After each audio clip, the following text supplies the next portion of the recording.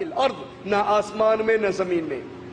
جن کو تم مدد کے لیے پکار رہے ہو، اولاد کے لیے پکار رہے ہو، شفا کے لیے پکار رہے ہو، مقدموں سے بری ہونے کے لیے پکار رہے ہو، بری بری سرکار بری، میری کھوٹی قسمت کر دے ہری. بابا آئے ہیں تیرے در پہ کچھ لے کر جائیں گے، آئے ہیں داتا تیرے در پہ کچھ لے کر جائیں گے، کوئی شے نہیں لبے گی کسی دی جوتی چوک کے جائیں گے دروں.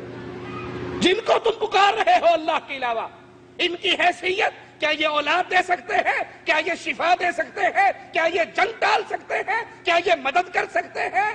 لا یملکون مثقال ذرۃ فی السماوات ولا فی الارض، زمین و آسمان کے اندر یہ ایک ذرے کے بھی مالک نہیں ہے.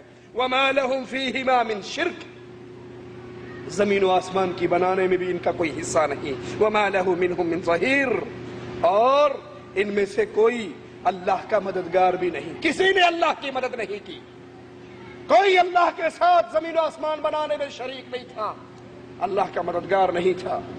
ایک ظالم جو اللہ کو نہیں سمجھتا، وہ کہتا ہے کہ اللہ جب کسی چیز کو پیدا کرتا ہے تو کہتا ہے کن فیکون، وہ ہو جاتی ہے. اب اللہ جس چیز کو کہہ رہا ہے کن ہو جا، مثلا یہ پہاڑ کن ہو جا، پہاڑ بن جا، اس میں بننے کی طاقت بھی تو ہو.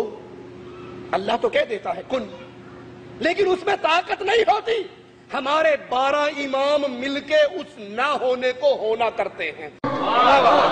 ابھی 4 دن پہلے کی بات ہے، میں کوئی زیادہ پرانے مجتہد کا نام نہیں لے رہا.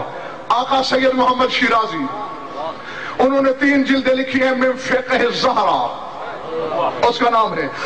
بی بی کے اسی خطبے کا حوالہ دے کے فرمایا لوگوں تم نے کیا سمجھا، کیا کہہ رہی ہے بی بی کہ ہم خالق میں اس کا وسیلہ ہیں، یہ نہیں کہ ہم صرف اللہ تک ملاتے ہیں. محمد شیرازی فرماتے ہیں بی بی کے کہنے کا مقصد یہ ہے کہ آدم ہو یا غضنفر، چونٹی ہو یا ہاتھی، جن ہو یا بشر، انسان ہو یا فرشتہ، کوئی شے اللہ خلق کرتا ہی نہیں جب تک درمیان میں وسیلہ ہم نہ بنے.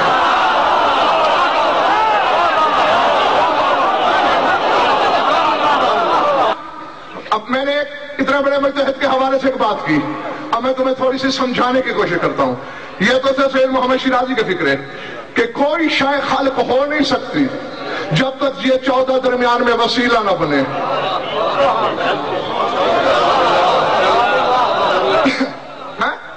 کیوں خالق کرنے کا طریقہ کیا ہے؟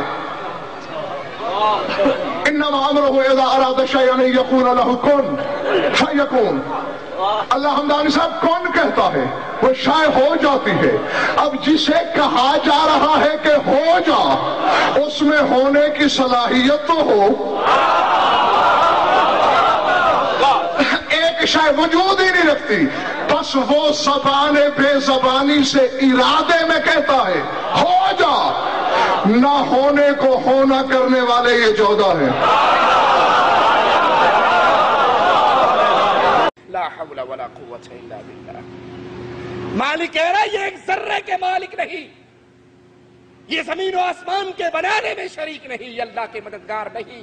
اور یہاں اللہ کی توحید سے ناواقف، غیر اللہ کی پوجا کرنے والے، وہ کہتے ہیں اللہ کے حکم پورے ہوتے ہیں تو ان 12 کے ذریعے ہوتے ہیں، یہ 12 نہ ہو تو نعوذ باللہ اللہ کا حکم بھی پورا نہیں ہو سکتا.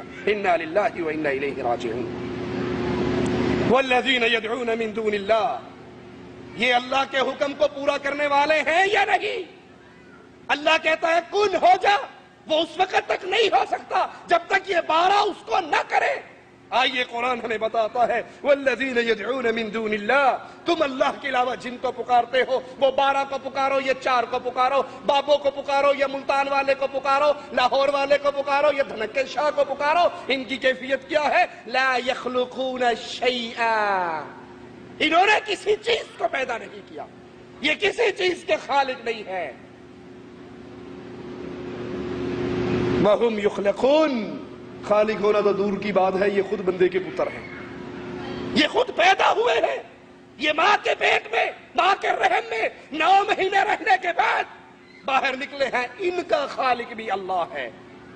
اور اب جب یہ قبروں میں پہنچ گئے جب ان کو غسل دے دیا گیا، کینچی سے ان کے کپڑے کاٹ دیے گئے، کندھوں پہ اٹھایا گیا، قبرستان لایا گیا، یہ کپڑے اتارنے کے قابل نہ تھے، غسل کرنے کے قابل نہ تھے، چل کر قبرستان آنے کے قابل نہ تھے، 4 کندھوں کے محتاج تھے، قبر میں اترنے کے قابل نہ تھے، اپنی قبر کو بند کرنے کے قابل نہ تھے۔ اموات، اب یہ قبر میں دفن ہو گئے، اموات، تم پکارتے رہو پیر شاہ جمال، کوکڑ گھینتے پتر ڈے رتا لال، لیکن قرآن کا پیغام سنتے جائیے، اموات، یہ پکارنے والوں، یہ تو مردہ ہے، مردہ ہے، غیر احیاء، دنیا کی زندگی اس کے اندر نہیں ہے، یہ زندہ نہیں ہے، یہ مردہ ہے، زندہ نہیں ہے۔ وما یشعرون ایان یبعثون، اس کو تو اپنے بارے میں یہ پتہ نہیں ہے کہ قیامت کب قائم ہوگی، مجھے اٹھایا کب جائے گا، تمہاری مصیبتیں کہاں ڈالے گا، تمہاری پریشانیوں کو کہاں دور کرے گا، تمہیں کہاں عطا کرے گا، یہ مردہ ہے، زندہ نہیں ہے، اس کو اپنے اٹھائے جانے کا شعور نہیں ہے۔ ان کی بے بسی اور بے کسی قرآن کے آواز میں اپنے دلوں میں بٹھائیے، ان الذین تدعون من دون اللہ لن یخلقوا ذبابا، جن کو تم اللہ کے علاوہ پکارتے ہو، لن یخلقوا ذبابا، پکارتے ہوئے تمہارا تو عقیدہ ہوتا ہے، او جی بابا لال شہباز قلندر کی دربار پر ایک بیری ہے، جس کو اولاد نہیں ہوتی، وہ 2 پتے کھا لے اس کو اولاد ہو جاتی ہے۔ جب مشرک کے اندر سے مشرک بنتا ہی وہ ہے جس کے اندر سے غیرت ختم ہو جاتی ہے، بے غیرت ہی مشرک بنتا ہے، غیرت مند اللہ کے در کو چھوڑ کر کہیں نہیں چھپ سکتا۔ اور اگر یقین نہ آئے، کمالیہ کے پیر ابن شاہ کے دربار کی زیارت کر لینا پاکستان والوں، چھٹی جانے پر، کمالیہ وہاں قریب گاؤں میں ایک دربار ہے، اس کا نام ہے ابن شاہ، اور اس دربار پہ مجبور ہو کر بیان کرنا پڑتا ہے، وگرنہ اللہ کی قسم زبان اجازت نہیں دیتی گندگی کے ان مناظر کو پیش کرنے کے لیے۔ اس دربار پہ انسانی اعضاء، عضو تناسل لکڑیوں کے بنا کر رکھے ہوئے ہیں، اللہ کی قسم میں نے اپنی آنکھوں سے دیکھا ہے۔ جس کو اولاد نہیں ہوتی کہتے ہیں جاؤ پیر ابن شاہ کے دربار پہ جاؤ اور وہ عضو لے کر استعمال کرو، پھر اولاد ہوتی ہے، پھر عورت منت مانتی ہے کہ اس طرح کے 10 بنوا کر میں نظر چڑھا کر جاؤں گی۔ لا حول ولا قوت الا باللہ۔ لن یخلقوا ذبابا، تم سمجھتے ہو یہ باپیں اولاد دیتے ہیں؟ تم سمجھتے ہو یہاں سے جھولیے ہری ہوتی ہے؟ ارے یہ زنا کے اڈے ہیں، یہ بدکاری کے اڈے ہیں، یہ ملنگوں کی فحاشی کے اڈے ہیں۔